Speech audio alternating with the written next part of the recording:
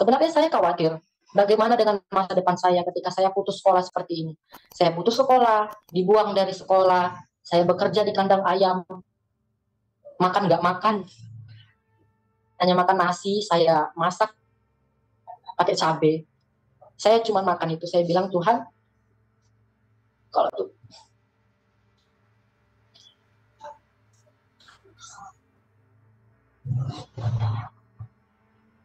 kalau saya seperti ini Tuhan tahu. Ketika saya diusir dari keluarga saya nggak tahu saya harus tidur di mana. Saya tidur di taman kota, kedinginan, kehujanan, banyak nyamuk. Saya kelaparan, tengah malam, saya keliling taman kota.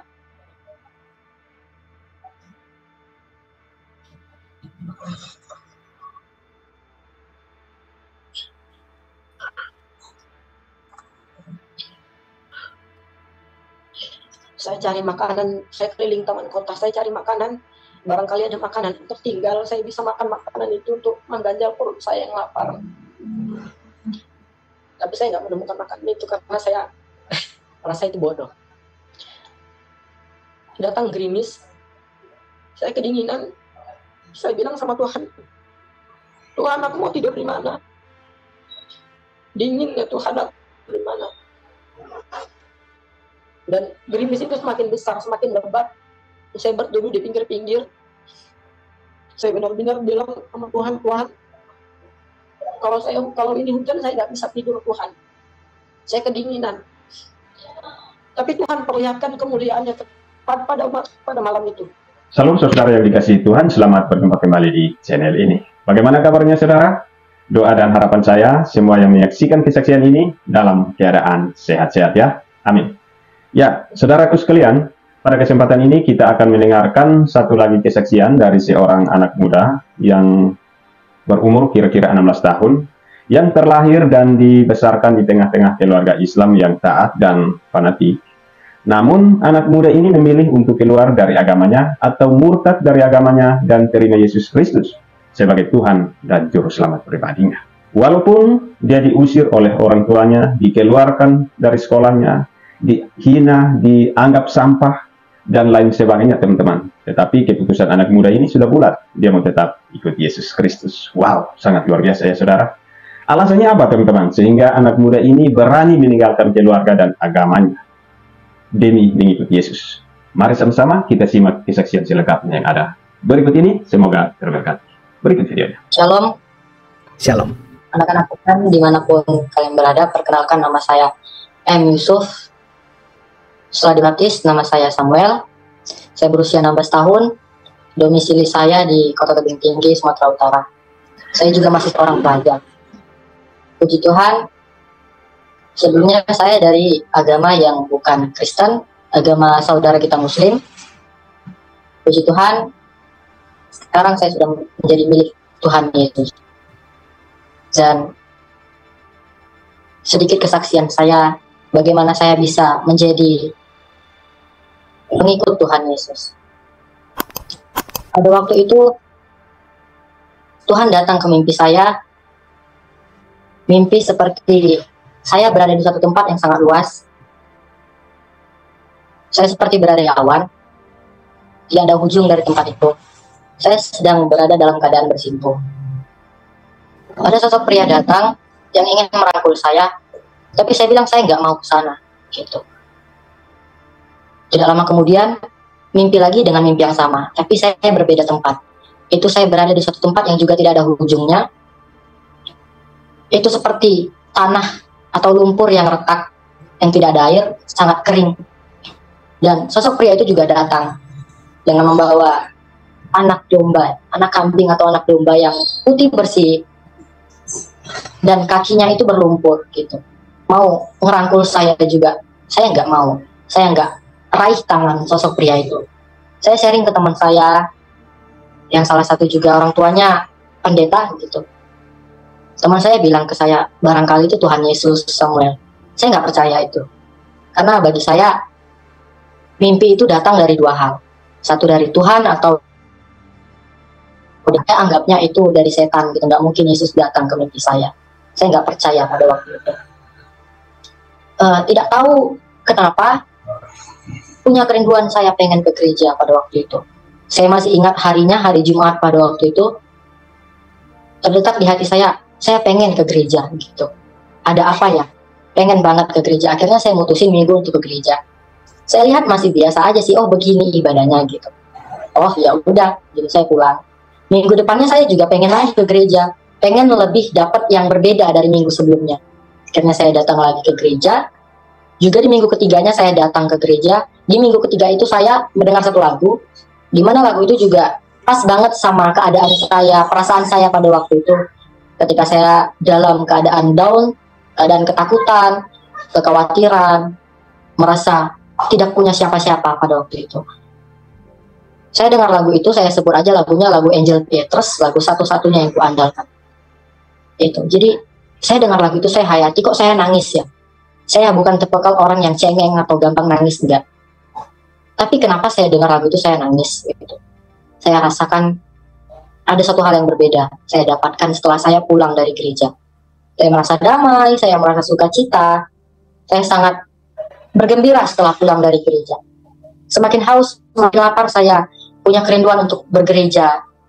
Akhirnya saya memutuskan untuk terus bergereja. Saya beranikan diri untuk membeli Alkitab, saya bedah Alkitab, saya baca, dan saya juga suka berpikir keras seperti analogi dan lain-lainnya. Saya mencari tahu tentang arti konsep Tritunggal dan lain sebagainya, dan saya memahaminya. Pertanyaan-pertanyaan yang sebelumnya ada di benak saya, apakah Yesus adalah Tuhan?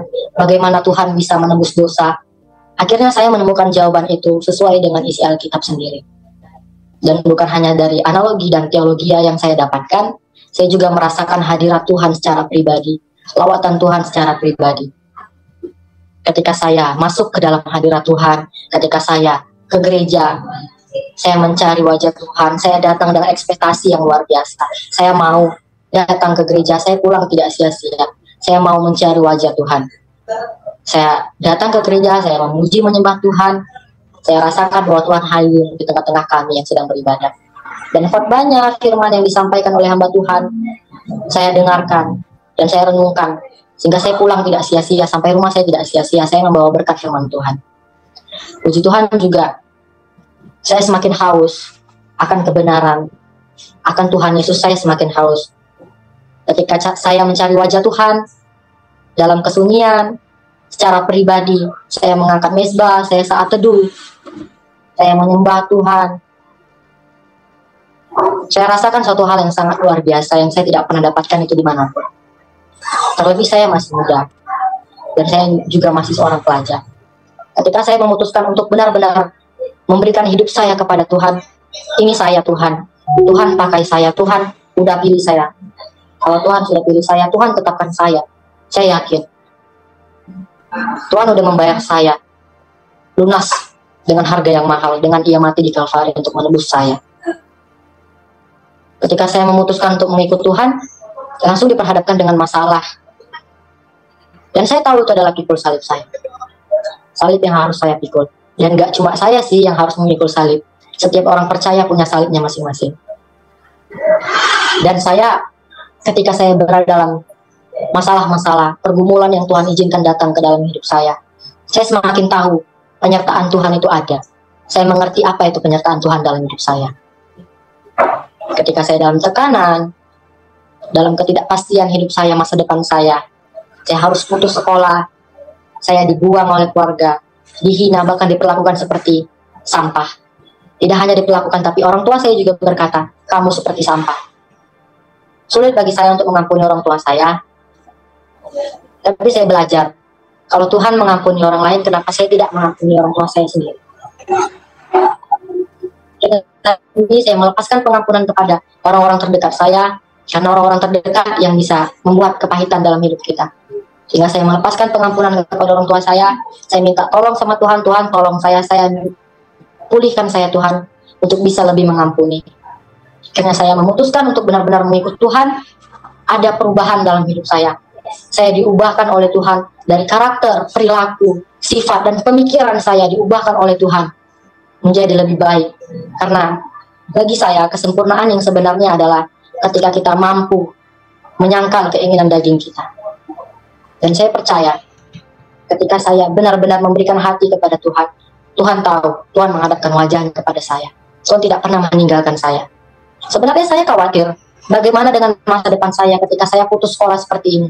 Saya putus sekolah, dibuang dari sekolah, saya bekerja di kandang ayam, makan nggak makan, hanya makan nasi, saya masak pakai cabai. Saya cuma makan itu. Saya bilang, Tuhan, kalau tuh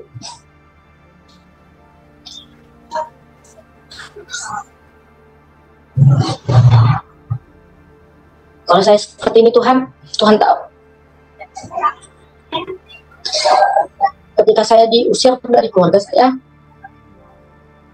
nggak tahu saya harus tidur di mana. Saya tidur di taman kota, kedinginan, kehujanan, banyak nyamuk. Saya kelaparan, tengah malam, saya keliling taman kota.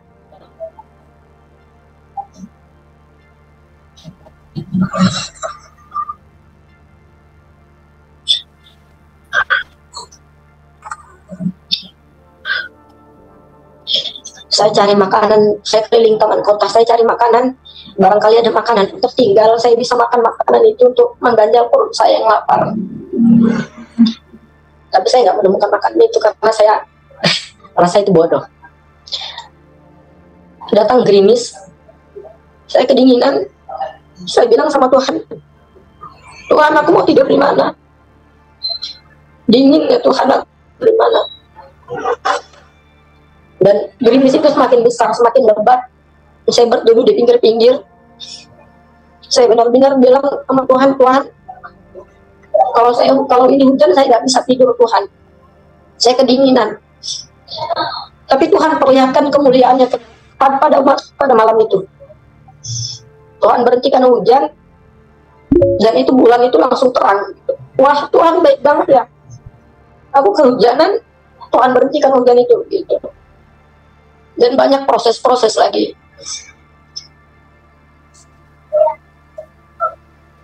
Bagi saya, ketika saya benar-benar mengasihi Tuhan, benar-benar memberikan hidup saya kepada Tuhan, dan ini bukan hidup saya lagi.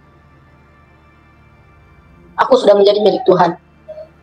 Dan aku tantang Tuhan. Tuhan, kalau Tuhan pilih aku, Tuhan pakai aku di atas umuranku.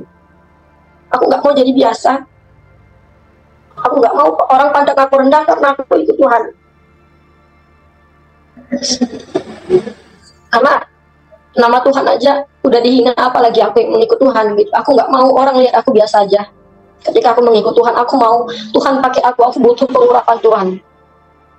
Biar tuh orang melihat bahwa Kristus itu benar-benar hidup dalam hidup saya.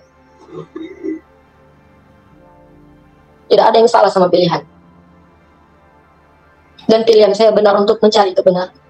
Karena kedamaian yang sebenarnya adalah ketika kita benar-benar merasa damai, tenang, di puncak daripada ketenangan itu sendiri. Ketika kita merasa berbeban berat, tetapi kita mampu bersyukur kepada Tuhan, itu adalah sukacita yang sangat luar biasa. Bukan suatu kebetulan saya mengikut Tuhan, tapi saya percaya Tuhan sendiri yang memilih saya. Di masa muda saya sering bertanya ke Tuhan, Tuhan, saya nggak mampu Tuhan. Kalau Tuhan pilih saya di umur saya seperti ini, saya nggak mampu Tuhan. Karena saya masih butuh orang tua. Karena saya masih butuh sekolah. Saya harus punya masa depan. Tapi saya percaya Tuhan bisa memilih siapa aja sesuai dengan rencananya. Tuhan mau melaksanakan rencananya dengan orang-orang yang Dia pilih. Seperti Rasul Paulus yang begitu benci kepada Yesus, tapi bisa menjadi hamba, bisa menjadi seorang Rasul.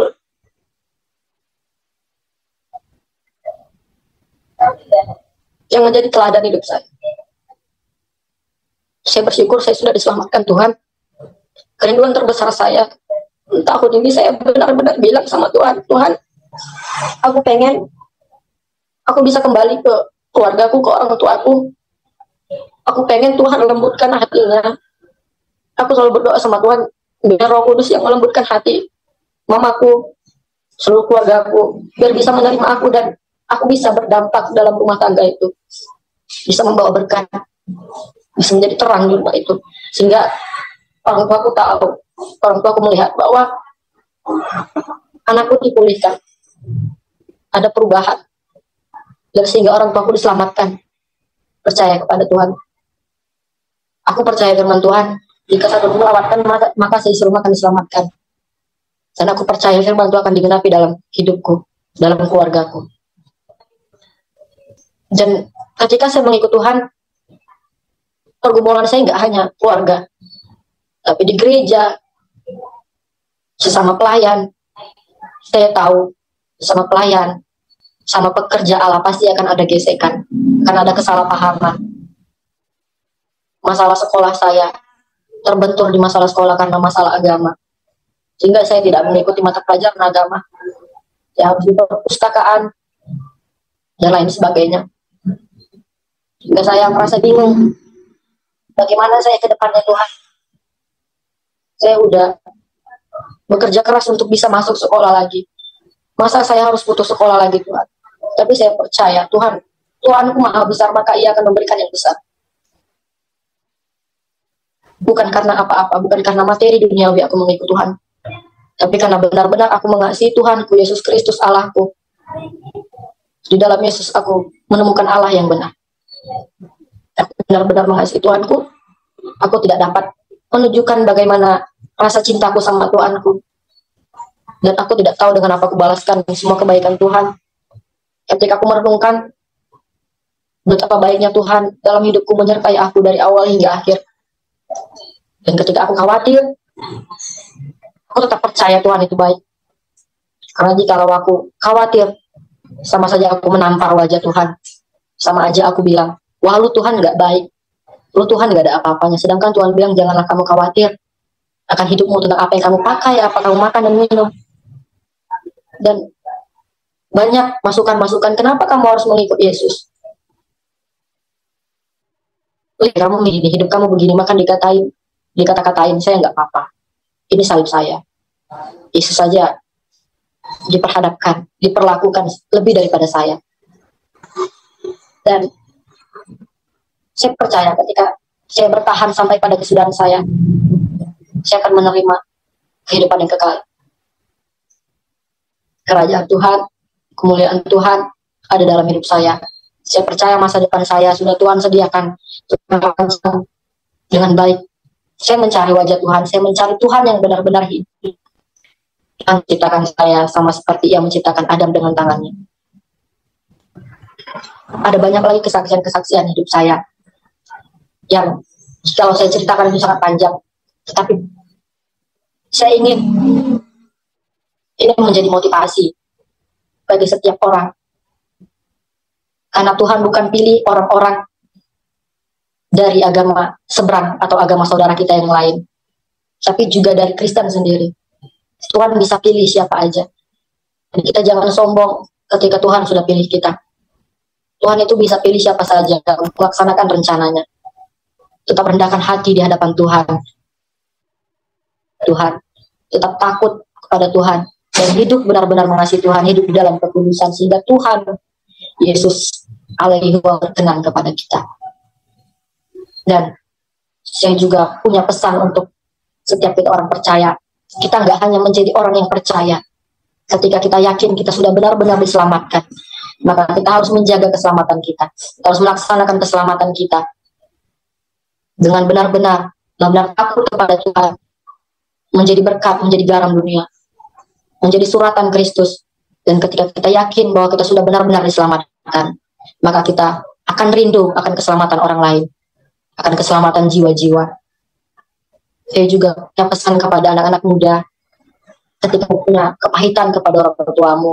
Banyak anak muda di luar sana yang gagal karena orang tuanya, yang punya kepahitan kepada orang tuanya, tidak dianggap, tidak dipedulikan orang tuanya, tidak disupport, tidak didukung orang tuanya.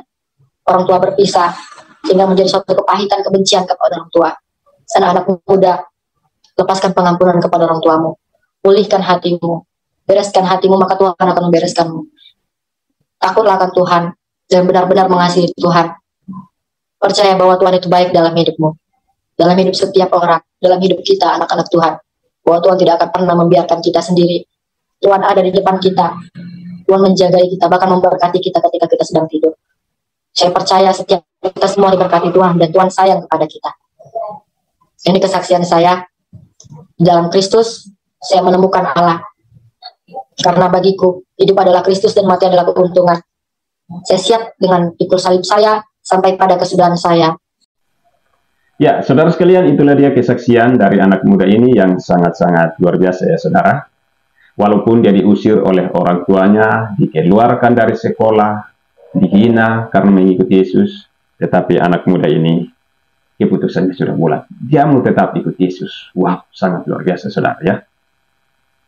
Bapak Ibu Saudara, janganlah kaget ketika kalian mengalami banyak penderitaan karena mengikuti Yesus. Memang kita akan mengalami penderitaan yang sangat menyakitkan, yang rasanya seperti terkena nyala api. Penderitaan itu bertujuan untuk menguji apakah kita sungguh-sungguh percaya kepada Kristus dan untuk membuktikan apakah kita setia kepadanya atau tidak. Jadi, janganlah berpikir bahwa kesusahan yang kita alami adalah sesuatu yang luar biasa. Sebaliknya, kalau kalian mengalami penderitaan seperti yang Kristus alami, bergembiralah, karena itu berarti kalian benar-benar sudah bersatu dengan Dia. Dengan begitu, pastilah kalian akan sangat bersukacita pada waktu Dia datang kembali untuk menyatakan kemuliaannya. Kalau ada orang yang menghinamu karena kamu mengikut Kristus, terimalah itu sebagai berkat dari Allah. Sebab hinaan orang itu merupakan tanda bukti bahwa kemuliaan Roh Allah ada bersamamu. Jadi, Kristus dipermuliakan olehmu meskipun Dia dihina oleh mereka. Kalau kamu menderita karena menjadi pembunuh, pencuri, penjahat, atau mencampuri urusan orang lain, kamu seharusnya malu, ya. Namun, kalau kamu menderita karena menjadi orang Kristen, janganlah merasa malu. Sebaliknya, pujilah Allah karena kamu mendapat kehormatan itu. Bapak Ibu Saudara, demikian kesaksian ini, semoga dapat menjadi berkat bagi kita semua. Dan pesan bagi saudara kita, anak muda ini, teruslah bersaksi, biarlah menjadi berkat bagi banyak orang. Terus tinggikan nama Yesus, karena hanya Yesus satu-satunya Tuhan dan Juru Selamat kita. Ya, Bapak Ibu Saudara, Tuhan Yesus memberkati. Shalom.